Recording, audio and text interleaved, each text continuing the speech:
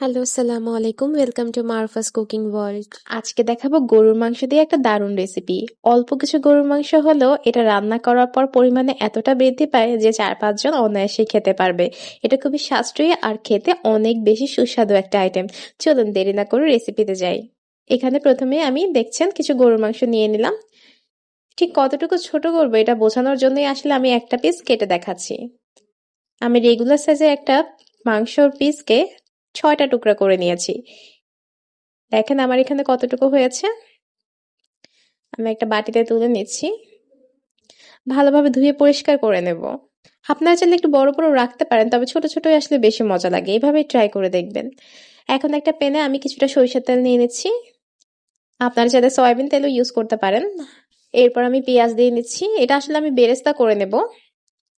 এই রেসিপিতে বেরেস্তাটা দিলে আসলে অনেক বেশি মজা লাগে খেতে, কিন্তু আপনারা যদি চান তাহলে স্কিপ করতে পারেন। খুব কম্পালসারি তা না, তবে টেস্টটাকে অবশ্যই ইনক্রিজ করবে, সো দিলে আসলে বেটার। এরপর আমি ওই তেলের মধ্যেই মাংসগুলো দিয়ে দিচ্ছি। আমি কিন্তু তেলটা একটু কমিয়ে নিয়েছি, আমার পরিমাণ একটু বেশি হয়ে গিয়েছিল, যার কারণে পাশে একটু কমিয়ে রেখেছি। মাংসগুলো দিয়ে তেলের ওপর একটু নাড়াচাড়া করে নেব। আমার কাছে পার্সোনালি মনে হয় কি সরিষার তেলে রান্না করলে টেস্ট একটু বেড়ে যায়। এরপর আমি এখানে কিছু কাঁচামরিচ দিয়ে দিলাম, আস্ত কাঁচামরিচ। আর এরপর দুটো টমেটো দিয়ে দিচ্ছি, এভাবে কিউব করে কেটেছি আমি। এভাবে দেওয়ার চেষ্টা করবেন। এরপর আবার এগুলো তেলের উপর একটু নেড়েচেড়ে ভালোভাবে ভেজে নেব। চুলার আঁচটা কিন্তু আমি লো মিডিয়ামে রেখেছি। রান্না জিনিসটা আসলে যতটা ধৈর্য নিয়ে করবেন, সময় নিয়ে করবেন, ততই বেশি মজা হবে। আপনি তাড়াহুড়া করলে কিন্তু আসলে টেস্টে একটু 19-20 হয়ে যায়।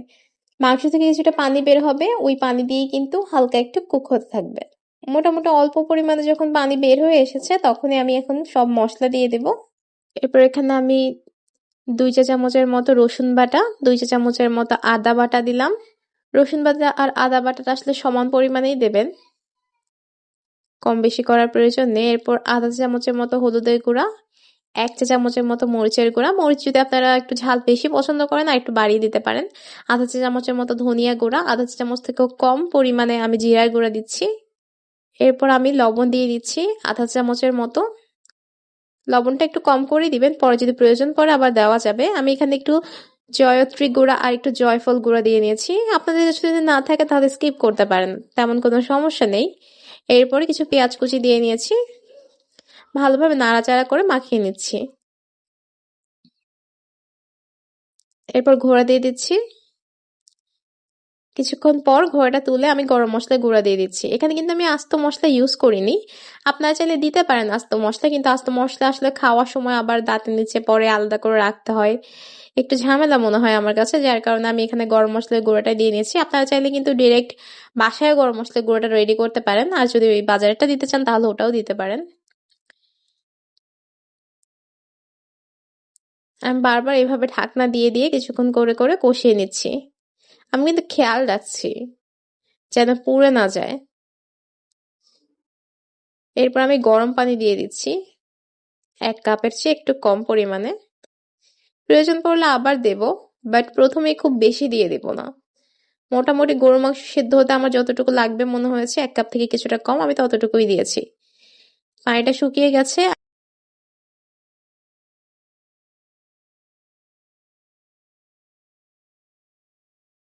তেলগুলো কিভাবে ভেসে এসেছে আপনারা দেখতে পাচ্ছেন। এরপর আমি আলুর টুকরোগুলো দিয়ে দিলাম, খুব ছোট ছোট করে টুকরো করেছি, আর সাথে হচ্ছে মুগ ডাল দিয়ে দিয়েছি। এখন ভালোভাবে নাড়াচাড়া করে নিচ্ছি। একটু মশলাটা যখন ভেতরে ঢুকে গিয়েছে মনে হলো, তখন আবার নাড়াচাড়া করে দিচ্ছি। নাড়াচাড়া করে এখন আমি বেশ কিছুটা পানি দিয়ে দিব। এমন ভাবে পানিটা দিব যেন আলু ডাল সবকিছু সেদ্ধ হয়ে যায়। মেন কথা হচ্ছে পুরোটা যেন টোটালি এই পানি দিয়ে হয়ে যায়। 1 কাপের মতোই পানি দিয়ে নিয়েছি। আমি কিন্তু গরম পানি দিচ্ছি প্রত্যেকবারই, গরম পানিটাই দেওয়ার চেষ্টা করবেন। অনেকটুকু যখন হয়ে গেছে তখন আমি কিছু রসুনের কোয়া দিয়ে দিয়েছি। এই রসুনটা কিন্তু পরে দিয়ে খেতে বেশ মজা লাগে। এখন আমি আরেকটু পানি দিয়ে নিচ্ছি, কারণ আমার কাছে মনে হচ্ছে পানির আরেকটু প্রয়োজন আছে।